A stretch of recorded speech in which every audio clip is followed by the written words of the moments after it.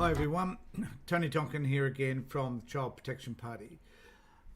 Just wanted to make this quick post because something came to my attention today via a client actually, who pointed out to me an article that was in the Advertiser yesterday, which talked about the number of kids that have been killed as a result of the inactivity of the department. Now, the writer for this article is, what's her name, Catherine Birmingham, I think.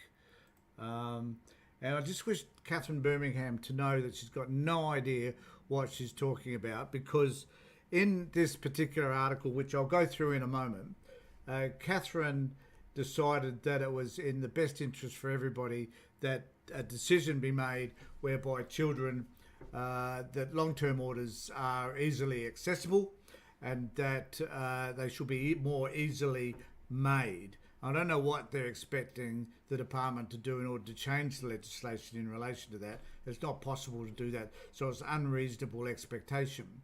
But we need to talk about what this means to families if this actually did take place. Now, in this article, she's talking about grandparents of two children. That is the children up north, the children that were killed by their stepfather, I think it must have been, or a partner of the mother. The grandparents of two children failed by child protection authorities before their murders have called for urgent improvement to the system in the wake of a string of deaths and serious injuries involving children known to the department. Throwing their support behind the Advertiser Save Our Kids campaign, Steve Egberts and Janet Wells said the department lacked accountability and failed to follow its own process. Now, I don't think there's anything I noticed here which actually indicated that these parents were saying what the Advertiser is now alerting to or suggesting in relation to changes that should be made to the department. We know the department fails. That's a given. We see that all the time. But the way in which we need to make changes is not necessarily the way the Advertiser is suggesting it. So I'll just read further. They revealed they have withdrawn from an inquiry looking at all coronial recommendations related to child protection in South Australia, which was triggered by an inquest into the deaths of their grandchildren. Led to Premier Peter Malinauskas. The pair said they were upset that following the deaths of Mackay Wanganeen, the Premier said if there are people who have failed to do their job, then they will be held to account. They should be held to account. And one of the issues I want to raise around that is that there's no sense of accountability or transparency. Anyway, within the department, we've been working around that issue for years at Child Protection Party, and particularly most of the work I've been doing around parents having their kids removed. There is no accountability, none, that I have ever seen. And if Peter Malinauskas, the Premier, now is suggesting that there should be accountability, what does that accountability look like? How will we know that they're being accountable for the crappy decisions that most of them make? And how do we know that those people who made these lousy decisions in terms of attending to these kids a week or so before they were murdered were held accountable, were demoted, were reprimanded, whatever happened? We know that in the Chloe Valentine case, that a number of those people that made those terrible decisions that led to Chloe's death were not sacked, were not reprimanded. In fact, we know that at least two of them were promoted. So the history that the department has in terms of accountability is suspect at best. And we need to make sure that we hold the department accountable, and particularly Malinauskas and the government, for making such a statement. How are those people accountable? What are you going to do to demonstrate to us? You don't have to give us their names. You just need to tell us that either they've been sacked, the matter has been addressed, and this is what you've done in order to address it. And you need to let us know that if this happens in the future, and hopefully it doesn't, but if it does, what steps do you take in order to rectify it? In fact, what steps do you take to ensure that it doesn't happen in the future? I think that is, for me, the key issue. My question would relate as to why you didn't feel the same way about the deaths of my grandchildren. So he's relating this what Malinauskas has said in relation to accountability. And it wasn't just that, it was also about the Chloe Valentine case, Baby Ebony case and others that there have been, why there hasn't been any accountability in the past. So why are we assuming somehow there will be accountability now? I can't see. Their reason is they're quite logical. This makes a lot of sense to me. For over 6 years, we've been requesting accountability to be exercised and for punishment of the DCP for neglecting their statutory obligations. And they make a great argument, and we would support that there needs to be accountability within the department. A government spokesman said, the government is doing everything in its powers to prevent tragedies like the tragic deaths of Amber and Corey, but they respect the couple's decisions. Well, good for you. But we've been crying out about this for years. And suddenly, I respect these parents. I respect Mr. Egberts and Miss Wells for the trauma that they've gone through in terms of the losing of their grandchildren and the lack of accountability by the department. And the way the department, in fact, has treated them over the years has been absolutely appalling.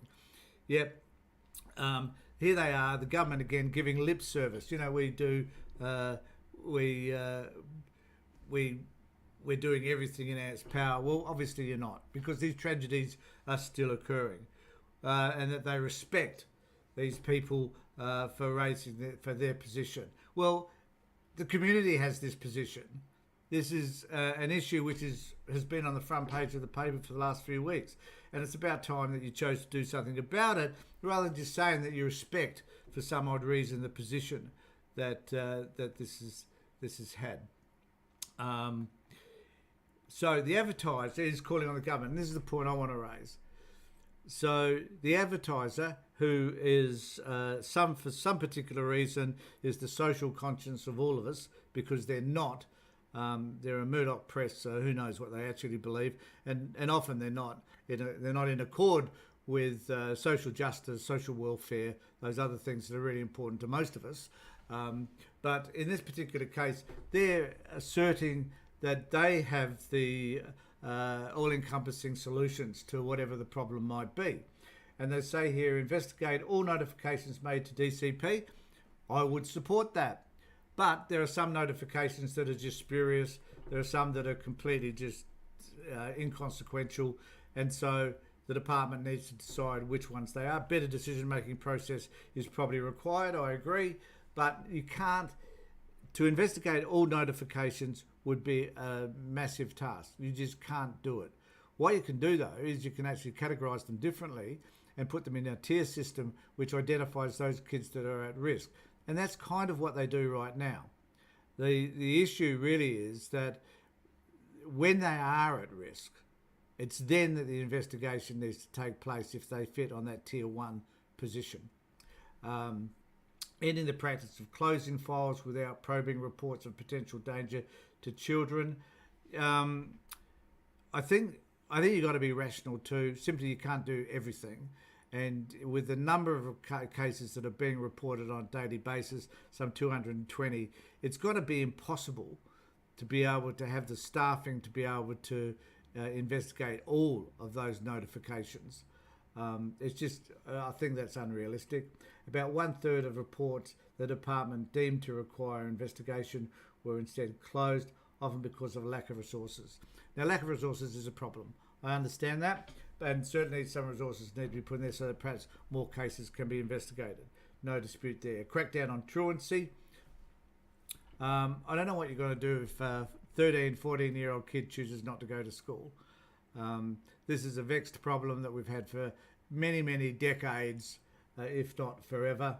The State Coroner has previously recommended tougher reporting requirements around non-attendance and prosecution of parents who persistently do not send their children to school. And sometimes I've worked with parents the parents want their kids to go to school, but if you've got a kid who's 14, 15 and who refuses to go to school, it's really difficult. The department themselves find it difficult to make kids go to school.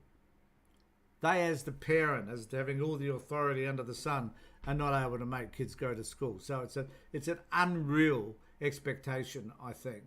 I'm not suggesting kids shouldn't go to school, because they should, but it's difficult to make them do that. There have only been a handful of prosecutions in the last 15 years because it's damn hard to do. Mate, now this is the one that concerns me. Make long-term guardianship of a child easier to obtain. Now, my issue with this is that a long-term guardianship of a child is based on a process.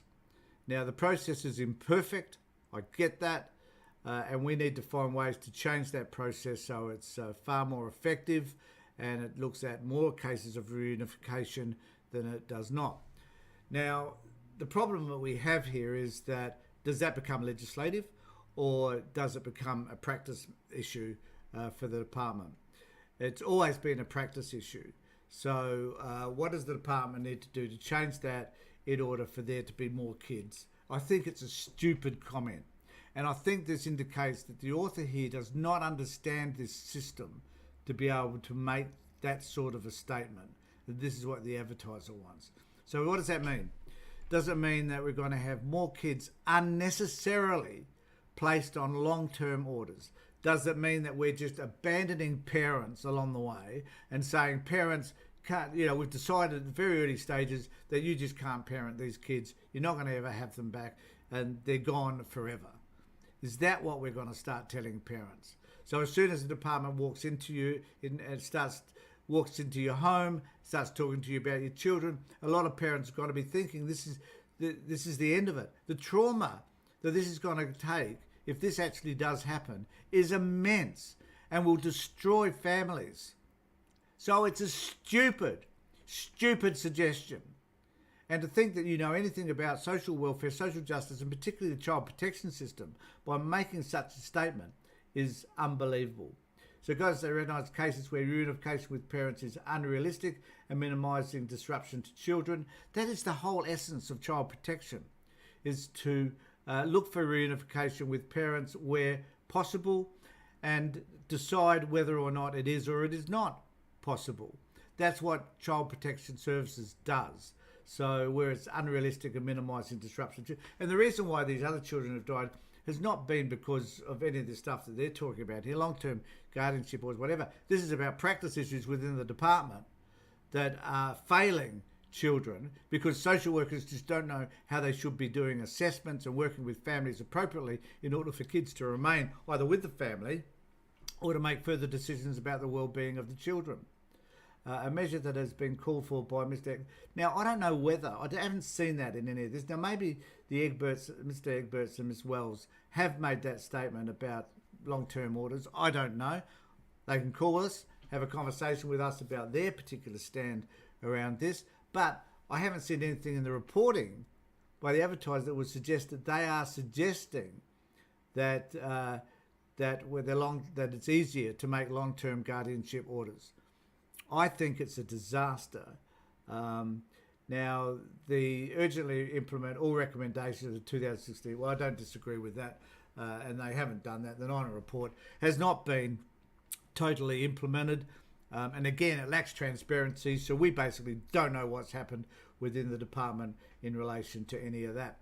So I think one of the issues for me is that we need to find a way to be able to work more effectively within child protection, not so that more kids are taken, so that less are taken, so that we don't have kids going through to GOM18, because the outcomes for kids that go through the whole system and spend their lifetime as a GOM kid is terrible.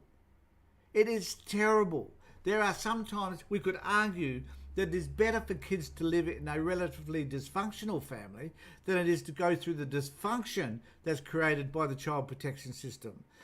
I heard of someone the other day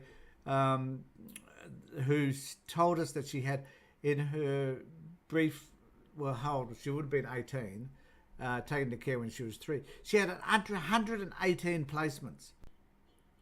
118. You can't tell me that has produced a better outcome. She's turned out to be a fabulous person. She's an Indigenous person who's turned out to be terrific and does some work in this area. But you can't tell me that 118 placements is helpful. She may have been better to stay with her Indigenous family and for the department to have worked with them to rectify whatever issues were present. So going for a GOM18 does not solve the problem to start with, and having more kids in GOM 18 is not helpful either, because a lot of those kids wind up in residential care facilities where they have lots of other kids with really bad behaviours. Those kids are not going to school. You know, they're stealing. They're doing a lot of other stuff that they shouldn't be doing, taking cars, sometimes government cars, and crashing them. Heard stories about that over the years. So what these recommendations are from the Advertiser are simply false. And it goes on to say, I'll just finish this off, I guess. A government spokesman said, within weeks of coming to government, it became clear child protection had been underfunded and an extra $128 million was allocated in this year's budget. He said the government immediately accepted all recommendations handed down following the inquest into the deaths of Amber and Corrie, including the review, which will be completed. And that's the other issue, is that we wind up with the government having a coronial inquest or some other sort of inquiry or royal commission, whatever it is, and the government looks at the recommendations and they say, yeah, okay, they're pretty reasonable recommendations because we're not going to object to what the magistrate or whoever it was that's running the commissioner has said. And then there's no accountability whatsoever for the implementation because nobody follows it up. Here at the Child Protection Party, we are at the process of organising our own inquiry into the recommendations made by all the inquiries over the years and which of those recommendations have been followed up. And I'm pretty confident we're going to find that there's a lot of those recommendations where the government just says, we'll do it, but then dismisses it and don't do it. So if you've got any comments, I don't know how many people have joined us, quite a few. So if you've got any comments, please put them below in the comment section. So thanks, Liz, for your comments, Sam for yours, and add them in and we will get back to them later. But I just want to say the person who is making all of these comments, what's her name again? I'll just find that. You know, the interesting thing is, I've been working in this area for about 15 years and the Child Protection Party's been around for 7. And we never get a call. Never get a call to ask us what we think of any of what's happening or any of the proposals, say the Advertiser are thinking of, anything the government's doing. A journalist never call us. And I often wonder why. Because we're the only people that really have an independent finger on the pulse as to what's happening around child protection, particularly in this state and around Australia. And no one from any of the media ever give us a call and ask us what we think. What does that tell you? It tells us that they're actually not interested in child protection and what it offers. Thanks everybody for being with me. Take care, look after yourselves and be safe.